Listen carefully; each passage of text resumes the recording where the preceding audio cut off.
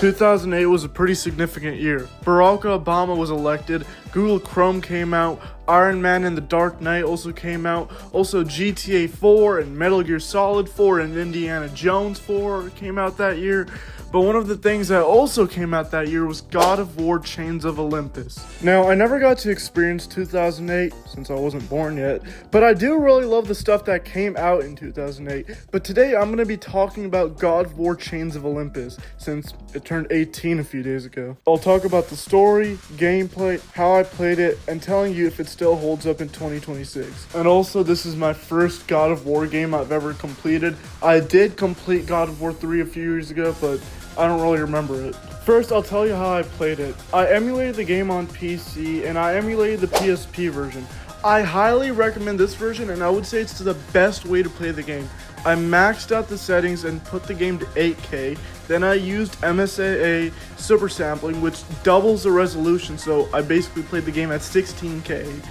And then I used lossless scaling to boost my FPS from 60 to 120. The reason I would say this is the best way to play it is because it's so fucking easy to use. You can use the Steam overlay and it has the best UI out of any emulator. And there's two extremely cool things about this emulator. The first awesome thing is you can save anytime you want and then load into that save instantly. There's no loading screen, it's just instant. And the best feature I have ever seen is the speed up button. If you hold R2 on your controller, you can double the game speed. So when you're doing boring shit like walking or opening something, you can double the speed, and it is one of the greatest features ever. But now, on to the story. The story starts off with a recap of Kratos sliming out his family, and then fighting for the gods because they promised to take away his nightmares if he serves them. So, we end up in this castle and we kill a bunch of people. Then this chud, Thortha, gets eaten by the snake, and then we beat the shit out of the snake. And then we find this guy, Persian, and we engage in a gay yaoi fight. After the fight, Persian wants Kratos to have his women since he's a cuck. Take my kingdom, my women, my gold.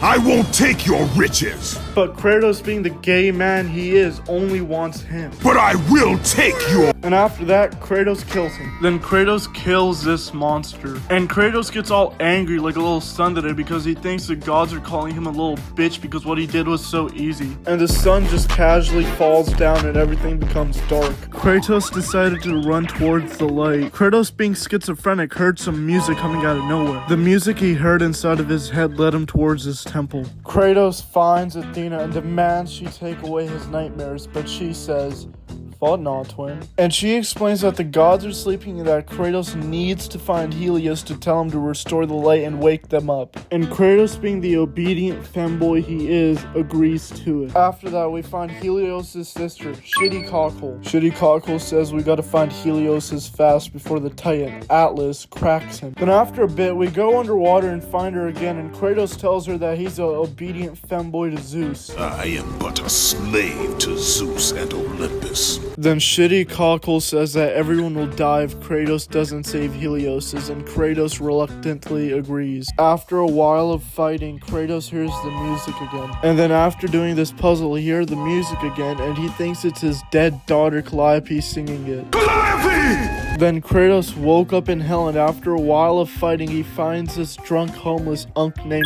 Charon. Charon beats the shit out of Kratos and tosses him into an even deeper part of hell. Kratos then yoinks Zeus's weird hand sex toy thing and uses it to fight monsters. Then he finds Atlas sleeping, and then Kratos climbs up to hell level 1 to get his revenge on Charon, and then he slimes him out with the power of Yaoi.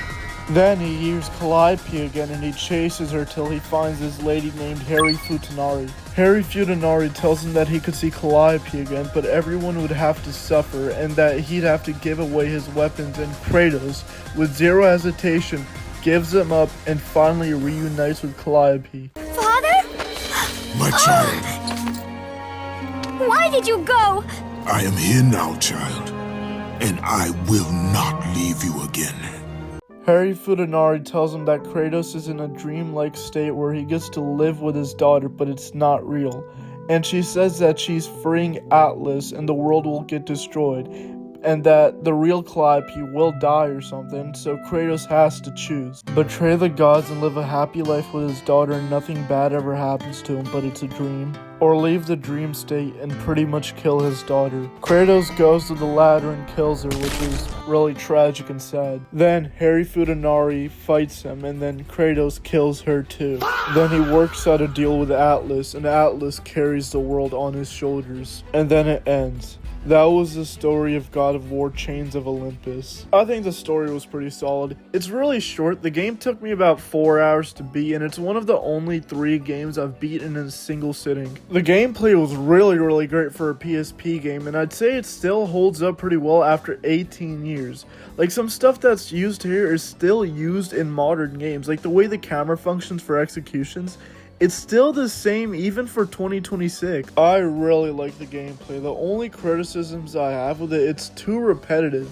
You use the Chaos Blades for like 80% of the game, and you get Zeus's sex toy at the final stretch of the game, and also the juggling. It's a little rough. It's got some pretty undercooked, underbaked juggling. If I had to rate the gameplay / combat, it depends on how you're asking me. If we talk PSP standards, the gameplay is a 9.7 out of 10. If we talk games around that time, then I would say an 8 out of 10. And if we're comparing it to like games around 2026 in modern day gaming, I'd rate it a 6.5 out of 10. The story was okay. It's very short, but it's got some nice emotional moments, and the voice acting is peak. I'd rate it a 5 out of 10. Story-wise. The world setting is also really solid. I really like the dark castle setting. It reminded me a bit of Resident Evil 4. If I had to rate it, I'd give it an 8 out of 10. The boss fights were dog shit though. There's like 2 main bosses and both of them are bad.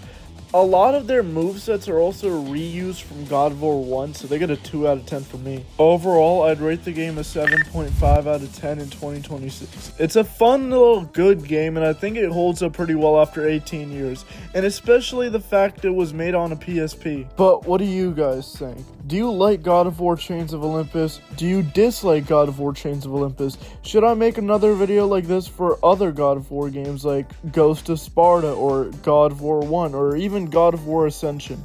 Should I even play those games? And if so, what order? I'd love to hear what you'd have to say, but that's about it. Don't do drugs, and see ya.